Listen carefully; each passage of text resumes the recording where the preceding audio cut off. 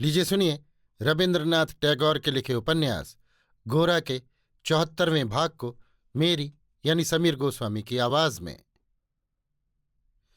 गोरा ने कहा, नहीं, कल नहीं, आज ही से मेरा प्रायश्चित आरंभ हो गया है। कल जो आग जलेगी उससे बड़ी आग आज जल रही है। अपने नए जीवन के आरंभ में मुझे कोई बहुत बड़ी आहुति देनी होगी, इसीलिए विधाता ने मेरे मन में इतनी बड़ी, इतनी प्रबल आकांक्षा जगा दी थी। नहीं तो ऐसी अनोखी बात क्यों हुई होती।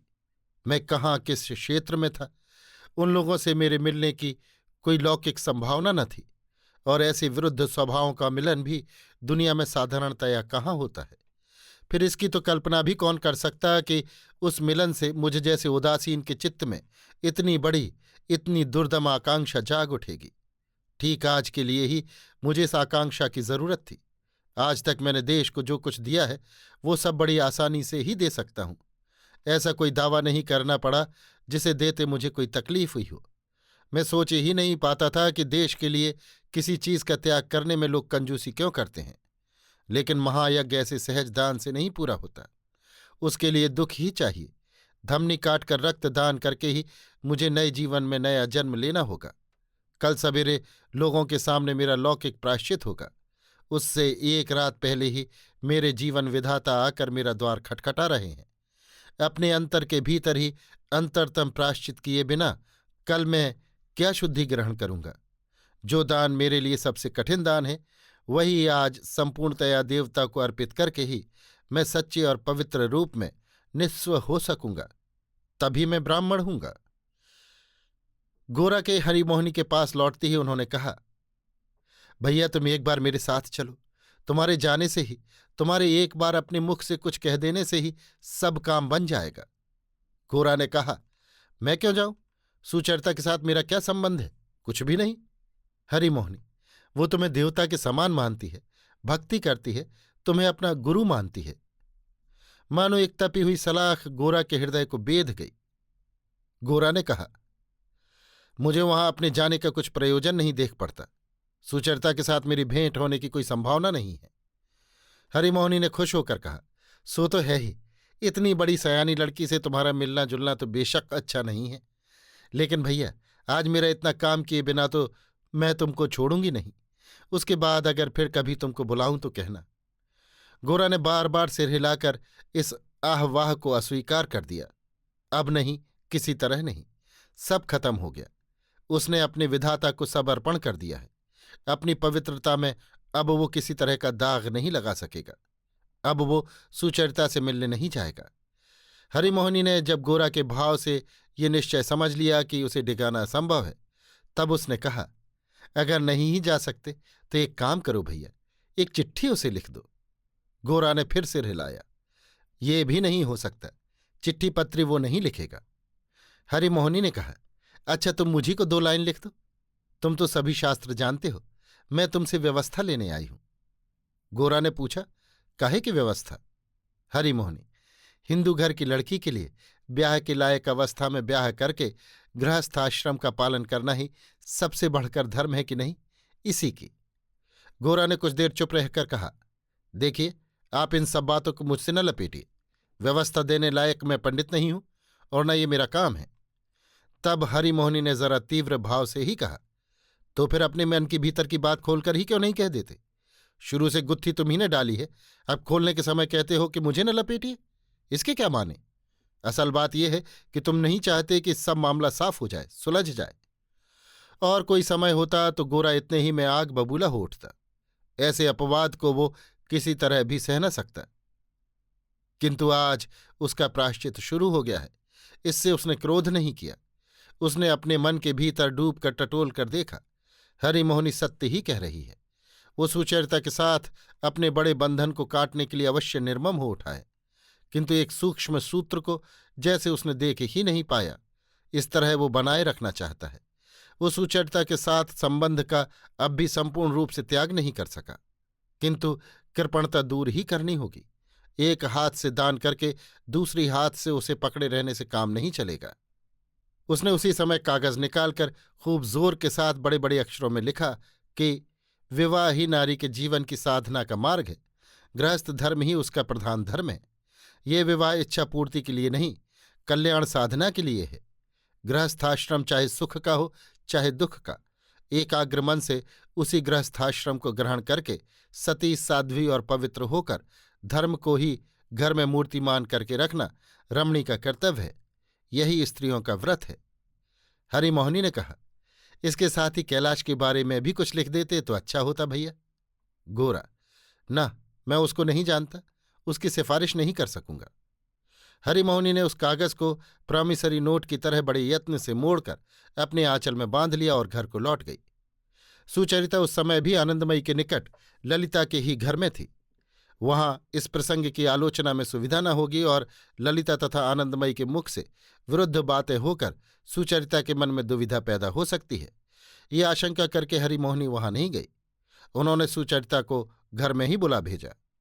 कहला भेजा कि वो दूसरे दिन दोपहर को उनके पास आकर भोजन करे। एक बहुत जरूरी और खास बात है। तीसरे ही पहर वो फिर चली जा सकती है। दूसरे दिन दोपहर को सुचरिता अपना मन कठिन करके ही आकर उपस्थित हुई। वो जानती थी कि मौसी उससे ब्याह की बात ही फिर और किसी प्रकार से कहेंगी। उसका ये दृढ़ संकल्प था कि आज वो बहुत कड़ी जबान देकर इस प्रसंग को आज ही एकदम खत्म कर देगी। सुचरिता का भोजन समाप्त हो जाने पर हरिमोहिनी ने कहा, कल संध्या के समय मैं तुम्हारे गुरु के घर गई थी। सुचरिता का अंतःकरण कुंठित हो गया। मौसी फिर क्या गोरा की कोई बात उठाकर उसका अपमान कर आई हैं? हरिमोहिनी ने कहा, डरो नहीं राधा रानी, मैं उनके साथ लड़ने भिड़ने नहीं गई थी। अकेली थी, सोचा जाऊं, उनके पास दो चार अच्छी बातें सुनाऊं। बातों ही बातों में तुम्हारा जिक्र खड़ा हुआ। मैंने देखा उनकी भी वही राय है। स्त्री जाति का बहुत दिन कुंवारी रहना वो भी अच्छा नहीं बताते। वो कहते हैं शास्त्र के मत से वो अधर्म है। वो साहब लोगों के यहाँ चल सकती है, हिंदू के यहाँ नहीं। मैंने उनसे अपने कैलाश के संबंध की बात भी खोलकर कही थी।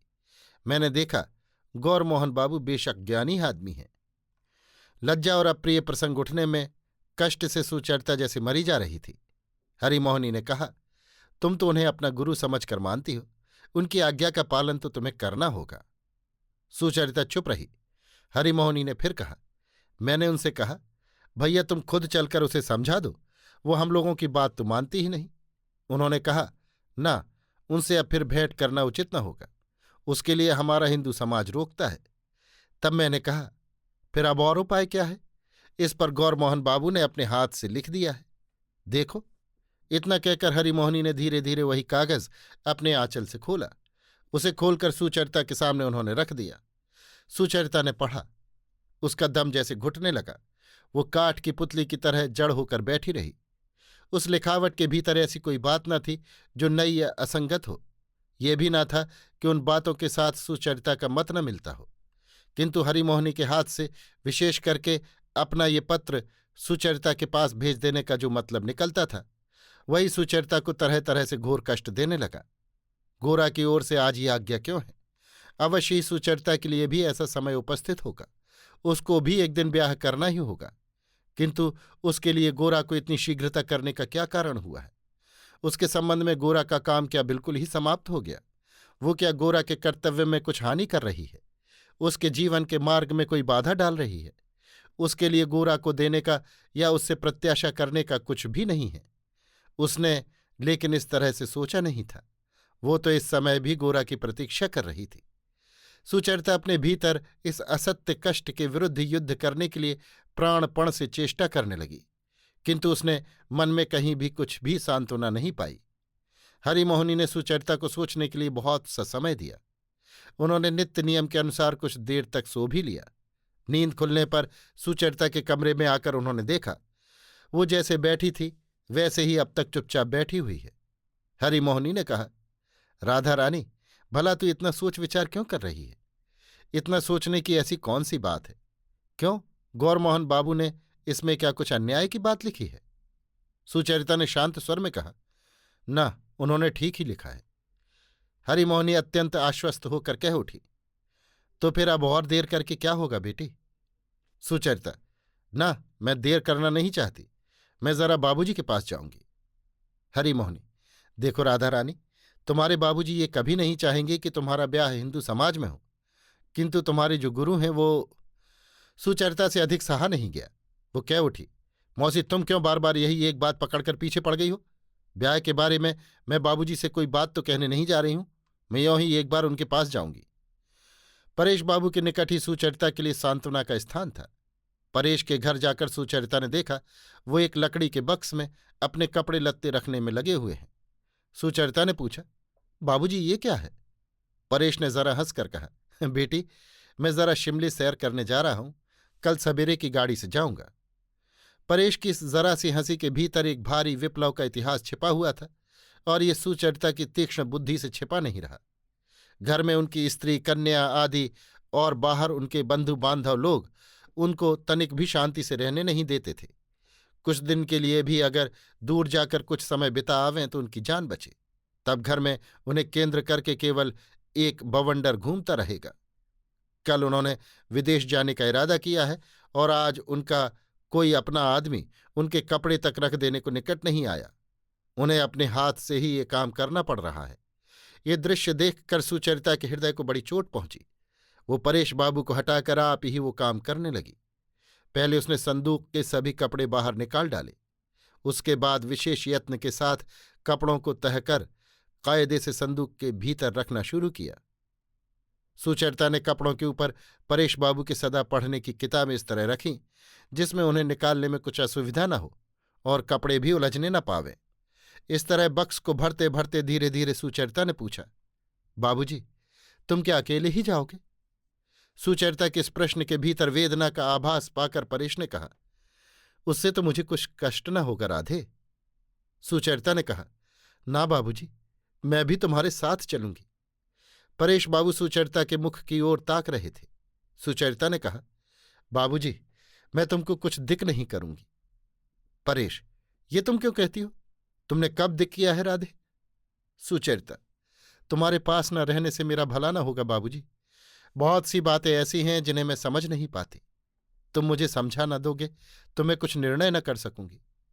बाबूजी मुझसे अपनी बुद्धि पर भरोसा करने को कहते हो, लेकिन मुझ में वैसी बुद्धि नहीं है और मैं अपने मन में वो जोर भी नहीं देख पाती। मुझे अपने साथ ले चलो बाबूजी। इतना कहकर परेश की ओर पीठ करके बहुत ही सिर झुकाकर सुचरिता संदूक के कपड़े संभालने लगी। उसकी आंखों से टप टप करके आंसू गिरने लगे। अभी आप सुन रहे थे रवीन्द्रनाथ टैगोर के लिखे उपन्यास गोरा के 74वें भाग को मेरी यानी समीर गोस्वामी की आवाज में।